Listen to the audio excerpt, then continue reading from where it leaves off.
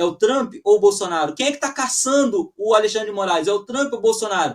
Como é que uma medida do presidente Trump pode afetar uma decisão jurídica sobre o Bolsonaro? Irmão, não tem bom e ruim nesse caso. A esquerda chamou, botaram os artistas, foi uma galera. Agora, o de grande destaque é que essa já é a grande e maior manifestação dos anos. Será que o Lula foi com a camisa escrito anistia já? Que ele colocou há décadas atrás? Hoje à tarde, teve Magnitsky para a mulher do Alexandre de Moraes e seus filhos. Já era esperado que isso acontecesse. Só que há um movimento aqui que não era o esperado de imediato. Quando essa Magnitsky acontece com a Viviane, mulher do Moraes, e os seus filhos, a empresa Lex, Instituto de Estudos Jurídicos, que era mulher do Moraes, ela acabou sofrendo a sanção igualmente. E só que esse instituto tinha 12 imóveis da família. E esses valores somavam mais de 12,4 milhões. E aí eu tô vendo aqui um pessoal repercutindo já nas redes, tentando entender por que a empresa tinha esses milhões e por que é um golpe estratégico pegar essa empresa que pega os imóveis da família. O que acontece, gente? E aí vou até pedir aqui para nossa produção, se conseguir trocar aqui o nosso GC para a gente poder repercutir esse assunto. A empresa ter 12 imóveis da família não é uma coisa que o Moraes fez ou que a sua mulher fez para driblar o sistema, gente. Isso é muito comum. Gente com dinheiro de verdade, não fica tendo vários imóveis no seu nome. No máximo, você tem um imóvel no seu nome, no seu imposto de renda, e os demais você coloca em nome de empresa. Por quê? Porque você não vai ter que pagar imposto de transmissão quando alguém morrer, alguém falecer. Vai transferir um imóvel nesse valor aqui, para essa quantidade de imóveis, a gente está falando aí que cada imóvel vale mais de 1 milhão. Aí eu não estou aqui entrando na condição de que, poxa, por que o ministro e sua esposa têm 12 milhões só em imóveis? Eu tenho certeza, gente, que são todos imóveis que não têm nenhuma origem duvidosa e que não há motivos para questionar. Nem quero criar esse tumulto aqui com ninguém, tá, gente? A gente já fala coisa demais aqui nesse programa e eu também sou só eu, né, Júlio? Eu não quero ficar entrando, arrumando problema pro meu lado. Mas só de imóveis, você tem 12 imóveis aí num valor aí de 1 milhão cada um. Mais ou menos, né? Se fizer uma continha aqui. É bastante coisa. Mas é normal que eles tenham feito isso. Por quê? Porque isso garantiria, em teoria, que eles conseguiriam se assegurar caso desse algum problema. Só que não deu muito certo, gente. Não deu muito certo. E aqui eu não tô rindo porque, poxa, né? Eu tô satisfeito em ver isso não, tá, gente? É só porque foi um grande movimento estratégico. Pegou as pessoas e também pegou as empresas das pessoas. Então, se o Moraes não estava sendo suficiente, agora tem a sua esposa, seus 3 filhos e a empresa que os envolve. E aí, Miquel, deixa eu jogar aqui a palavra para você, Miquel. Me ajuda aqui, Miquel, com o seguinte. O Banco do Brasil corre o risco de entrar na mira do Trump, porque o pessoal dos Estados Unidos está vendo que o Brasil está tentando meio que burlar isso para ajudar o Moraes. Então agora deu Magnitsky em todo mundo. E se algumas empresas no Brasil continuarem tentando ajudar, o Moraes já teve um recado, o Trump já deu um recado. A gente vai pegar as empresas também aqui nesse nível, se vocês não pararem. Então parem, ou a coisa vai ficar pior. O que você acha, Miquel, desse caos, da estratégia e... Enfim, vai vir mais Magnitsky por aí? Esse tem sido o grande cenário, a grande dúvida de todo mundo. Porque até então a lei Magnitsky foi aplicada contra o Alexandre de Moraes e a gente ficou naquele, o que está acontecendo? Teve as contas bloqueadas? Não teve? Como é que está funcionando? E, inclusive, o Marcos Rubio mandou ofício para os bancos daqui questionando o que estava acontecendo, se eles estavam cumprindo as restrições impostas pela lei Magnitsky. Também houve um movimento contrário, a FEBRABAN, né, a Federação de Bancos, enviando ofício para os Estados Unidos, querendo saber até onde essas restrições se aplicavam.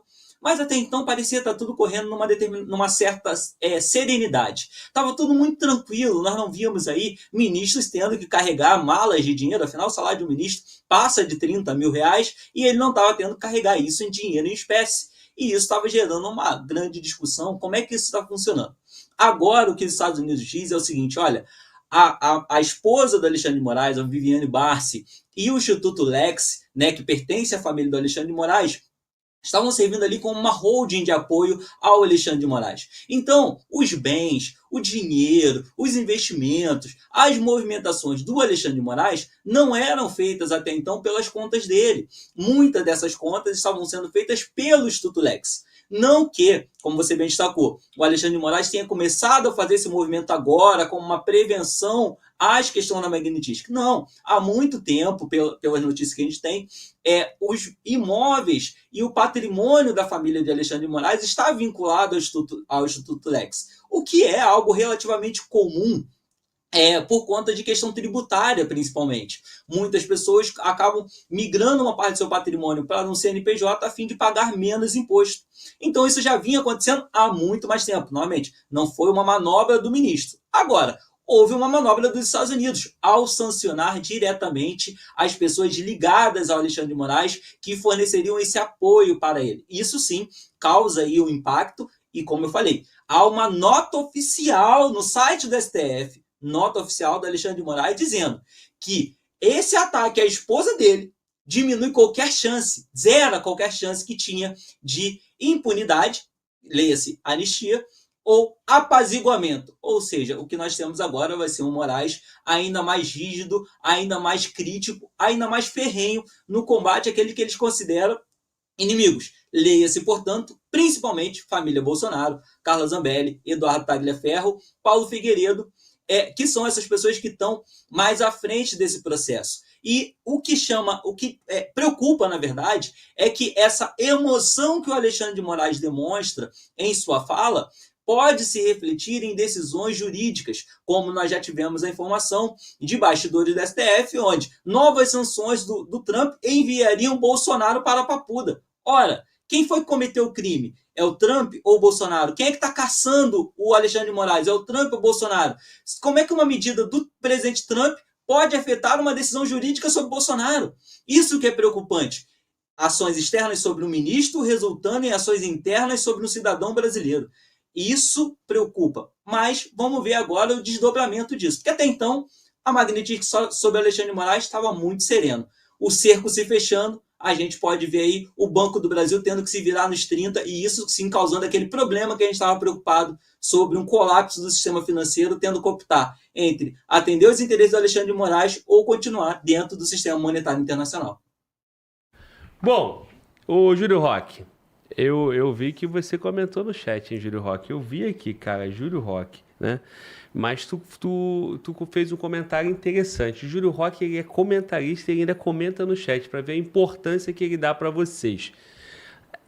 Teria essa notícia flopado a manifestação ou, como algumas pessoas estão dizendo, e talvez até você, o showmício? Quero te ouvir, Júlio Roque. Bem, primeiro sobre esse showmício, né? Porque sem a participação de cantores renomados, né, da MPB, com certeza não teria menos da metade, né, daquelas pessoas ali. O que movimentou toda essa manifestação flopística seria, né, os grandes artistas que ali estavam, né? Não só artistas da música, como também artistas de filmes renomados, né? Aquele artista do filme do Bop. Enfim, nós sabemos muito bem quem são. Quando você coloca polarizado um país inteiro, todos nós sabemos quem está de um lado e quem está de outro. Essa é a grande verdade. Mas voltando agora para a Lei Magnitsky, é interessante falar sobre esse instituto do nosso ministro Alexandre de Moraes, né, a qual sua esposa estava à frente. O nome é Instituto... Alguém pode me ajudar?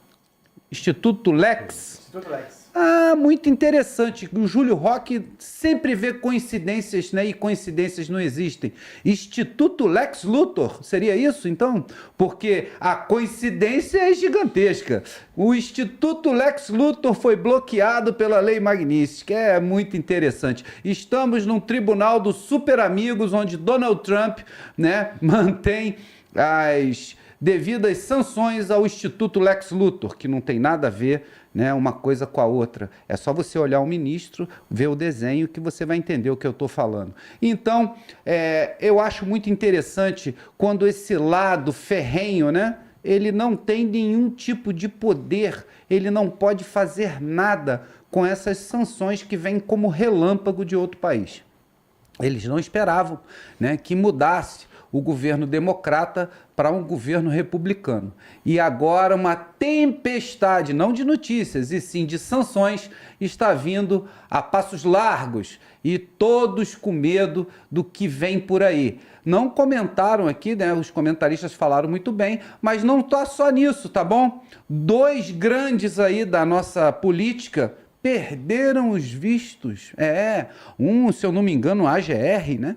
E o outro lá também, que fez as vezes do Supremo Tribunal Federal, se eu não salvo engano. Mas 2 autoridades brasileiras, junto, né, com essa sanção da Magnitsky, com a esposa do Alexandre de Moraes e suas empresas, veio também, né, a proibição do visto de 2 autoridades. Então, a brincadeira começou a esquentar e o nome da brincadeira é batata quente.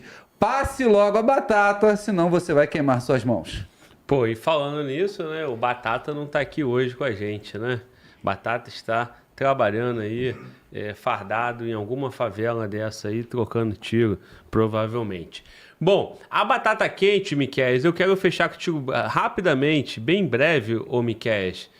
É um jogo de doses homeopáticas, né? De cartas, dobra aposta. Como você já frisou na sua última fala, o Alexandre de Moraes ele vai levando para o coração, né? E agora tendo a esposa, filhos, famílias, né?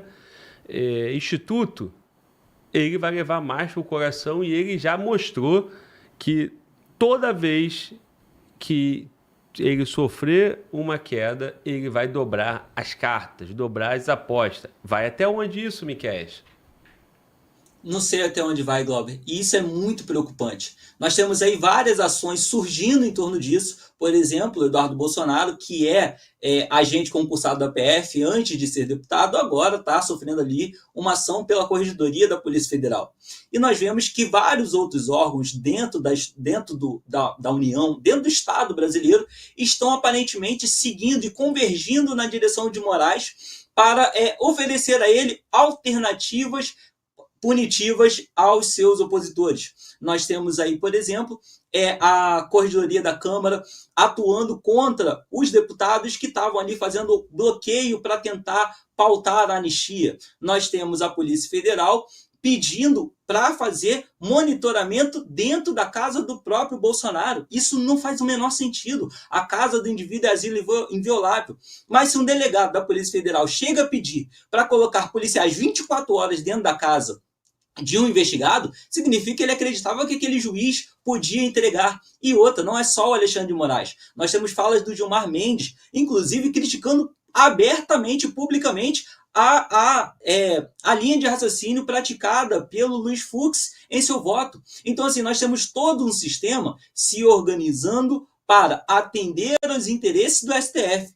A própria legislação que vai ser votada primeiro precisa consultar os ministros do STF para que eles digam, olha, essa lei aqui a gente aceita, se não, a gente vai declarar inconstitucional. Está todo mundo amarrado, está todo mundo debaixo das mãos do STF, em especial nas mãos de Alexandre de Moraes e de Gilmar Mendes, que nada nesse país parece hoje que pode acontecer sem que se beije a mão desses caras para que seja dada uma decisão e um veredito final. Temos novos imperadores no Brasil e eles usam toga, não coroa.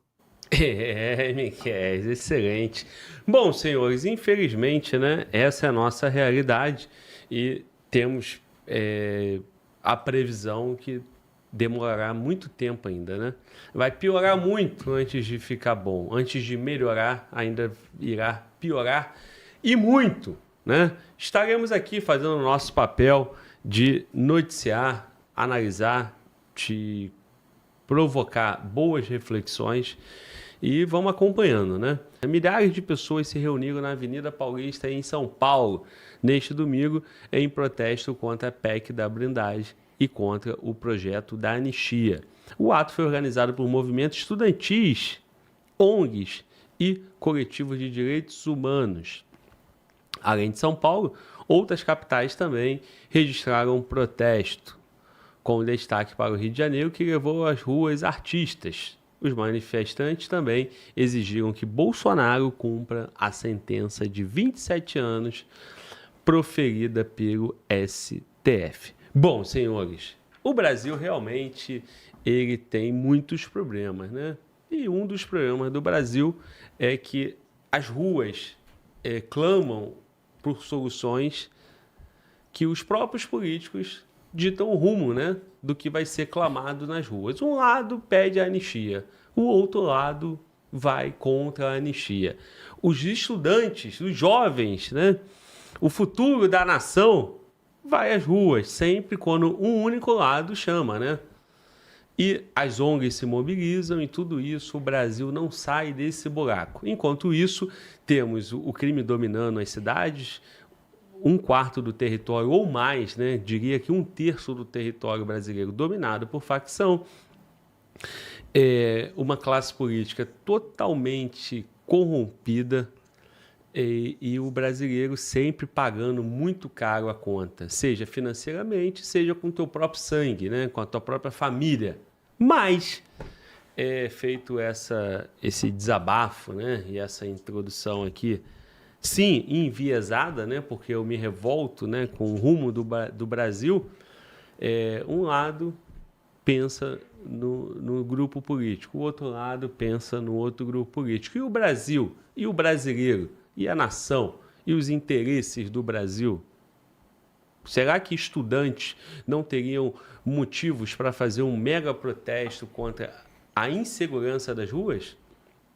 Será que estudantes não teriam motivos para fazer um protesto porque eles não terão uma vida fácil daqui para frente? Não tem emprego, não tem nada. Bom, mas não. Temos aí o protesto, mais uma vez, um dia é verde e amarelo, o outro dia é vermelhinho. Eric Lobo, quer começar aí? Você, como um camarada que acompanha e gosta muito do tema político, quero te ouvir, cara. O que está acontecendo no Brasil? Essa manifestação é boa para o Brasil? É ruim? O Brasil acordou? Os jovens acordaram? Ou faz parte, mais uma vez, de uma engenharia que articula certinho para os interesses deles, os políticos?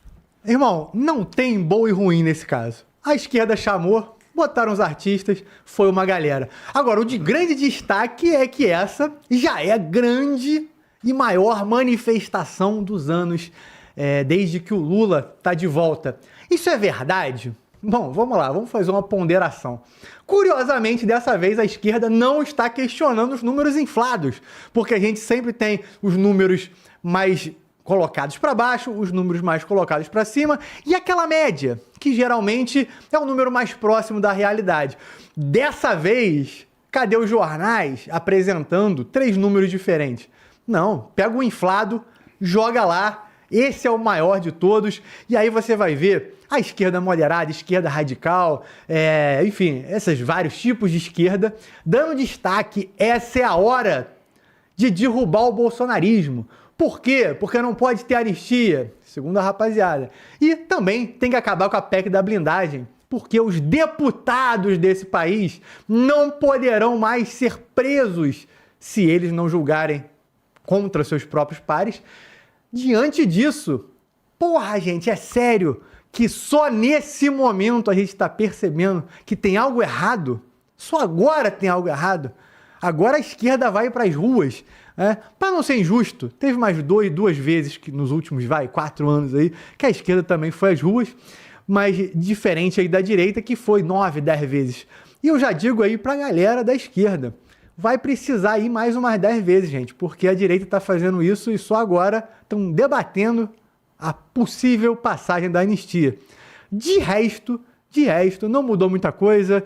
No máximo ali para poder mudar na pesquisa ali quem apoiava ou quem não apoiava o governo Lula, ou quem queria ou não queria o Bolsonaro de volta.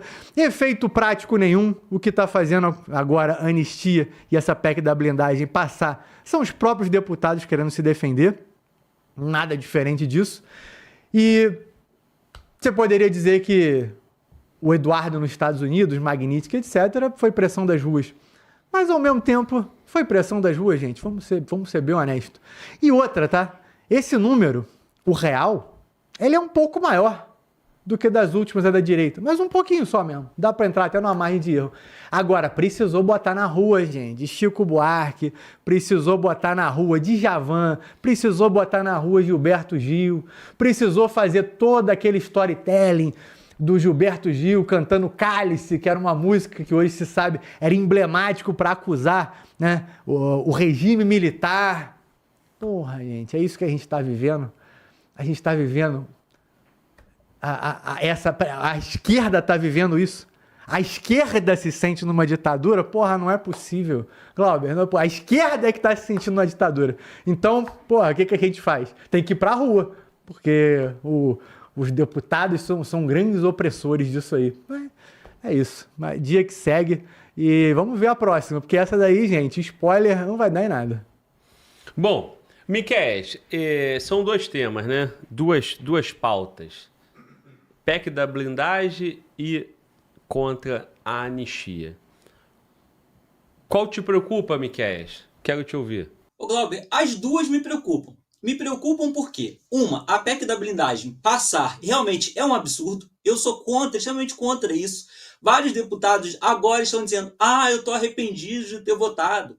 Aí deputado do PT que votou a favor da PEC da blindagem está dizendo, não, eu votei na PEC da blindagem para garantir que a anistia não passasse. E aí deputados do PL, deputados bolsonaristas, dizendo, não, eu votei na PEC da blindagem para garantir que a anistia passasse. Ou seja, no final todo mundo liberou a sacanagem, cada um para defender interesses futuros. Mas a sacanagem foi liberada. Agora está na mão do Senado decidir se essa sacanagem vai passar ou não. O Supremo Tribunal já está fazendo suas movimentações. Está tendo um julgamento agora que está para determinar que somente com autorização do Supremo Tribunal Federal, buscas e apreensões em gabinete de deputados poderão ser feitas, ser realizadas. Ou seja, com isso, o Supremo Tribunal já puxa uma parte do que seria essa PEC para ele, para limitar ainda mais o alcance do Ministério Público, da Polícia Federal e de outros órgãos de fiscalização. Assim, talvez essa PEC realmente não passe, porque o Supremo já vai começar, o próprio Supremo, a blindar os deputados. Agora, a anistia é o que me preocupa de fato. Por quê? A anistia é um instrumento jurídico para normalizar o país, para pacificar o país. E isso foi usado várias vezes ao longo da história brasileira. E esses mesmos cantores que estavam hoje na Avenida Paulista, no Rio de Janeiro, contra a anistia, estavam pedindo anistia durante o regime militar. Esses mesmos cantores reclamavam de prisões arbitrárias. Esses mesmos cantores reclamavam de censura. Na época, censura nas rádios, nos jornais e na TV. Hoje nós temos essa censura principalmente nas redes sociais, mas ainda é uma discussão sobre censura. Então, o que nós temos agora são pessoas indo no sentido contrário, se mobilizando contrário àquilo que eles sempre defenderam. E o pior, validando popularmente, digamos assim, as ações do STF. Porque, no final, tudo se resume às discussões externas, porque internamente já ficou provado que o nosso Congresso, nosso Senado e os nossos deputados são incapazes, incompetentes e têm o rabo preso e por isso não vão mudar nada no STF. Então, qualquer sanção, qualquer discussão vai vir do âmbito jurídico internacional. Eu estou falando da possibilidade não só das sanções da Lei Magnitsky, mas sim de levar isso para o Tribunal Penal Internacional. Mas se nós temos manifestações no Brasil apoiando as decisões do STF, em tese, o STF está cumprindo a vontade popular. Então, isso tudo, na verdade, é sim um mecanismo para validar essa ideia, para validar essas arbitrariedades, feita pelos estudantes que, em sua maioria, são massa de manobra. Mas eu discuto aqui sempre a responsabilidade da direção da União Nacional de Estudantes, que, embora se renove, não busca saber dos erros que foram cometidos lá atrás. Porque nós temos o prédio da Praia do Flamengo 132, prédio histórico da Uni, que foi queimado pelos militares na implantação do regime militar. A União Nacional dos Estudantes recebeu 44 milhões do governo federal para reconstruir aquilo lá. Está tendo isenção de IPTU pela prefeitura, que só de 2012 a 2017 custou 600 mil aos cofres públicos. E o prédio não foi construído. Para onde foi esse dinheiro? Mas na hora de se manifestar a favor do governo de esquerda, eles estão lá. E fica mais grave ainda, a gente vê que não vai ter discussão, que o STF está reunido com o Temer, com a Aécio Neves, com o Paulinho da Força, que está relatando essa anistia, e o STF está ditando, escrevendo a lei que eles vão julgar. Essa lei aqui eu aceito, essa lei eu não aceito. Onde isso é papel de um ministro do STF chegar e dizer como uma lei de anistia pode ser escrita? A lei deve ser escrita e o judiciário cumpre, o judiciário julga e cumpre. Só poderia discutir o que é inconstitucional, e não existe inconstitucionalidade em anistia. Mas agora, com a nova sanção da Lei Magnitsky à esposa do Alexandre de Moraes, ele foi bem claro e disse: não há chance de impunidade ou apaziguamento. Ou seja, Alexandre de Moraes levou para o coração e não vai deixar passar anistia nesse país de jeito nenhum. Os nossos deputados venderam o Brasil, entregaram uma PEC da sacanagem, a PEC da impunidade, e a anistia não vai passar para ninguém, nem mesmo para o pipoqueiro, nem para a Débora do Batom, menos ainda para o Bolsonaro. Resumindo, senhores, Eric Lobo, se eu entendi certo, os deputados aproveitaram mais uma vez para se safar, né? Uns usando o argumento do Supremo malvadão, que de fato e o outros, né? Não, é para proteger, para que não tenha anistia. Resumindo, na hora da sacanagem, na hora da proteção, todos eles vão de mão dadas. É isso? Irmão, tem 2 pontos. Você tem os deputados se protegendo com a PEC da blindagem e o STF do outro lado, ao entender que não poderia atacar, o que eles fizeram? Eles estão colocando a obrigatoriedade, estão tentando passar a obrigatoriedade de que apenas o PGR tenha autonomia para abrir um processo de impeachment contra eles, Glauber. Então, ao invés de combater a PEC da blindagem, eles aproveitaram para se proteger também. Porque quem é que vai poder criticar isso se os deputados, na cara dura, estão fazendo uma lei para que eles não possam ser afetados? O STF está se defendendo. E se isso passar, só o PGR poderá permitir a abertura de um processo de impeachment. As duas coisas tendem a passar se nada for feito, e aí está todo mundo protegido e, no fundo, só a gente vai ser prejudicado. Júlio Roque, eu estou bem confuso, eu continuo confuso, né? Quero que você clareie aí as nossas mentes. O que está acontecendo no Brasil, Júlio Roque? Bem, clarear as mentes é uma maneira muito sutil e inteligente, Glauber, que você colocou. A minha pergunta é: será que o Lula foi com a camisa escrito anistia já, que ele colocou há décadas atrás? Será que Caetano Veloso, ele também colocou a sua camiseta escrito anistia já, né, que foi colocada há décadas atrás? Essa é a pergunta. Eles não estavam com essas camisetas eu chamo de flopação contra anistia. O nome é esse, que com certeza foi uma flopação total. Sabemos muito bem das artimanhas da mídia e como a mídia age, né, nesses termos de tentar enganar a população de maneira muito sutil. É quase que uma arte que a mídia vem fazendo há muito tempo. Então, vemos para mim, um showmício, essa é a verdade, né? Porque se não tivesse cantores de renome ali, com certeza não teria a metade daquelas pessoas, né, que foram por causa da música e não por causa da pauta. Isso aí é claro e notório. Chamo de flopação porque sei como os números são manipulados e como as imagens são manipuladas. As imagens que apareceram para todos aí mostra apenas um ângulo sem uma tomada panorâmica para saber como estava realmente a Paulista, né, com o número de pessoas. E aí vem a indagação, né, muito bem colocada do Eric, que mostra que cadê aqueles números inflados que ninguém sabia qual era o número correto? Um falava número alto, outro falava número baixo, então vamos tirar uma média de todos esses números. Agora não. Agora veio um número muito específico e muito claro. E um número que está lá em cima no gráfico. É assim que eles fazem, é assim que eles sabem fazer, é assim que esse showmício, praticamente um showmício, né, aconteceu. Cantores com as suas camisas da anistia já guardada no baú, né? Você, como telespectador do Fala Glauber News, pode fazer isso agora. Coloca aí no seu Google Lula, camisa, anistia já e coloque imagens, que você vai ver nitidamente que ele já foi um grande torcedor da anistia irrestrita, mas agora ele é contra. É sempre assim, né? Todos olhando para o próprio umbigo e a população sempre ficando para trás. É isso que nós vemos até agora, é isso que nós vamos ver. Esperamos mudança, mas pelo que o Miquel sempre fala, os cavaleiros do apocalipse vêm aí, porque notícia boa tá muito difícil.